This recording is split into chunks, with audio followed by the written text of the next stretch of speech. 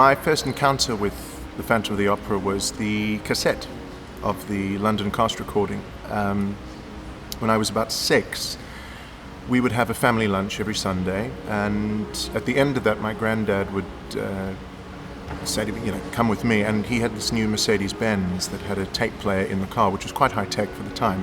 It also shows you how old I am. And he taught me how to conduct to the score, and we did this often, to the point that I knew the music back to back. And years later, when I asked him why we used to do it in the car, not the lounge, he said, well, that way they couldn't find us to wash the dishes after the lunch, so, When I was a kid, my parents hired a babysitter, and we were living in England, and I had to stay home and hear about how amazing this iconic musical was with a chandelier that fell from the ceiling, and I was so jealous. Did not get to see it. I had to wait until I was an adult, and I went to visit my friend Beth, who was performing at the Kennedy Center in Washington, D.C. So I got to see the epic musical finally then, and then I saw it again when after I was cast, and I'm just so excited to be a part of it. I never thought I would. My first real experience with seeing it in New York was rather embarrassingly only 2 years ago. I had just performed Candide, Cunegonde in New York City Opera's Candide, and Hal Prince was the director of the show, and he brought me in his office and he was like, "Kiddo, have you ever seen Phantom of the Opera?"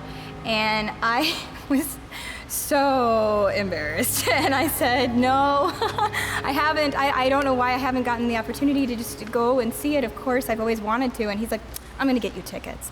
I have never in my life, and I've seen a lot of opera and theater, and I've been in many productions, never have I seen a show take hold of an audience so profoundly. And I sat there, and each song touched me so. And I also thought it was absolutely hilarious, some of the opera scenes. I'm from the opera world.